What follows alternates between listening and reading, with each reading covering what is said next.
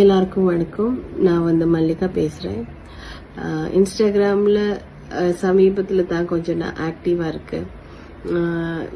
Instagram open பண்ணாலே விஜய் சாரோட reels தான் வந்துட்டே இருக்கு. நிறைய பேர் சப்போர்ட் பண்றாங்க.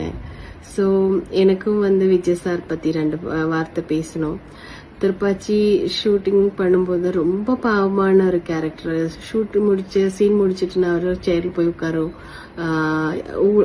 ரொம்ப எல்லாம் பேச மாட்டாங்க. பேசினா பேசுவாங்க, ஆனா ரொம்ப எல்லாம் பேச மாட்டாங்க. சோ அப்படிப்பட்ட ஒரு ஆளை எப்படி இந்த மாதிரி ஒரு கட்சி ஆரம்பிக்க போறாங்க, எப்படி எல்லார்கிட்ட பேசுவாங்கன்னு நான் யோசிச்சுட்டு இருந்தேன். ஆனா அவர் ஒவ்வொரு இடத்திலும் போய் மக்கள் கிட்ட பேசும்போது அவர் ரொம்ப மாற்றம் இருக்கு. அவருக்கு ரொம்ப மாற்றம். ஏன்னா அவருக்கு அந்த உள்ளுக்குள்ள இருந்து பேசுறது பார்க்கும்போதே தெரியுது, அந்த ஸ்ட்ராங்கான ஒரு பர்சன் அவரு. சோ அந்த மாதிரி பேசுறது பார்க்கும்போது எனக்கு ரொம்ப சந்தோஷமா இருக்கு. எனக்கு ஒரே ஒரு விஷயம் தான் சொல்றேன். எனக்கு மக்கள் கிட்ட விஜய் சார் மக்கள் முன்னாடி கண்டிப்பா நடிக்க மாட்டாங்க.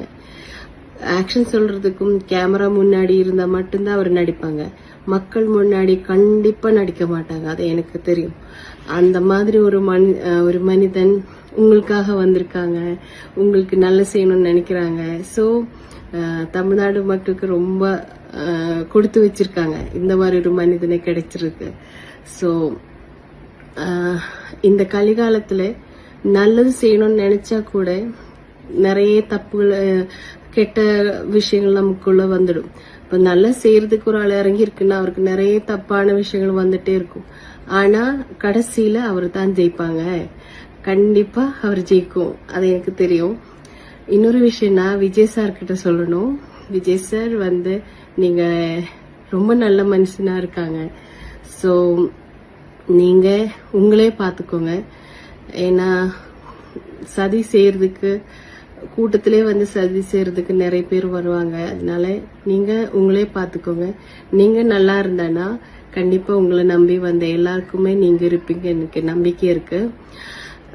சோ உங்களுக்கு ஆரோக்கிய ஆயுசும் கிடைக்கிறதுக்கு நான் பகவான் கிட்ட வேண்டிக்கிறேன்.